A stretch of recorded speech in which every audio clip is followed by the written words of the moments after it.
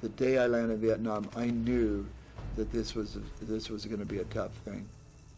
It was always scary. I mean, I never, at one moment of that time in Vietnam, ever felt like I wasn't afraid.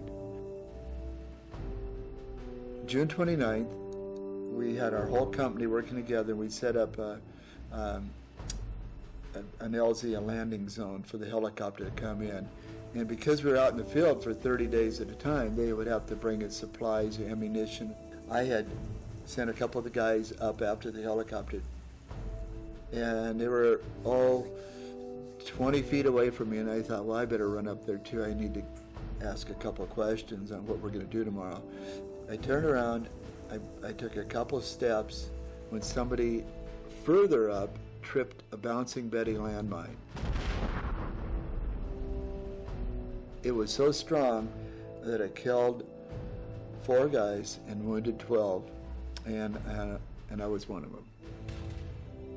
They carried me into the tent, into the hospital tent there, and I went inside there and I went unconscious.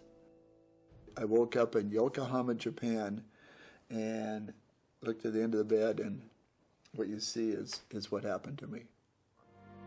When I woke up in Japan, I got better really quick.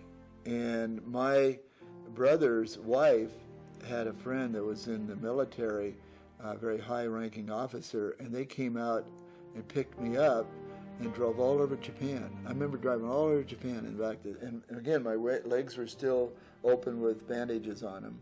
I just felt like, heck, this is great. I'm out doing things. So I never felt like in my life I ever slowed down a whole lot. It just kept going.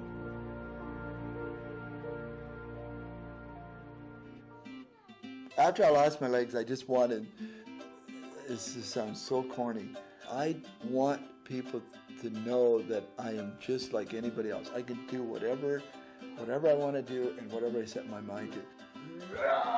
Get me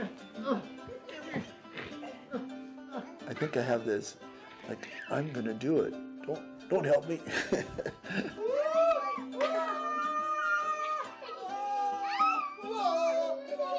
There's not a lot to do when you're a bilateral above amputee. I mean, you can do weights and things like that, and you go to the gym. But what happened was there was a group of guys, and I'd heard about wheelchair basketball. When I came home from my first basketball practice, my hands were completely covered with blisters. But man, when you can't even close your hands or open your hands, and then I go back to another practice, I've got tape all over my hands, and it was just incredible. It was so much fun. How I segued into the road racing and the way that fit was that road racing started becoming really, really popular in the mid-'70s. And I thought, well, wow, this is great, So I got involved with that, and it took over. I'd go out and I'd do 20-mile rides, I'd do 15-mile rides on my racing chair, and I'd worked and worked and worked. I've probably done 100 marathons in my life, and what an opportunity to meet great runners, stand-up people, other wheelchair athletes, traveled all over the world, traveled to Europe, to Asia, and just would never thought that would ever happen in my life.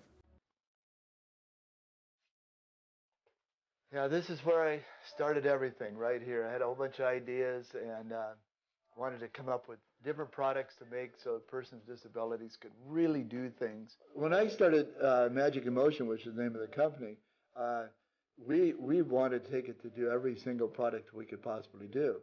And the wheelchairs back then weighed about 55 pounds. And a friend of mine and myself came up with this little baby.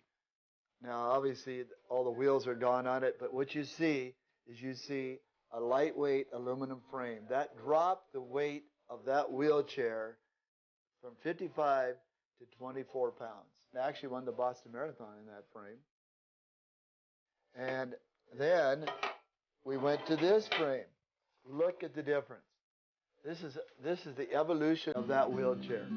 That wheelchair went from a little square box aluminum frame with a whole bunch of rules to a frame that the total weight with the wheels and everything is 15 pounds. 15 pounds. The monoski was developed by myself and Jamie McCormick here in Washington State. We wanted it to be able to be so you could be self-sufficient. You could get on the chairlift, get off the chairlift, you could ski by yourself, you could do everything by yourself. You know, really that's what it's all about, is being able to get back out there and do whatever I did before and just maybe do it a little bit differently. Man, I tell you, you can't even imagine how great it is for somebody that hasn't not been able to ski for 20 years and now being able to go back up there and do it. And I never look back.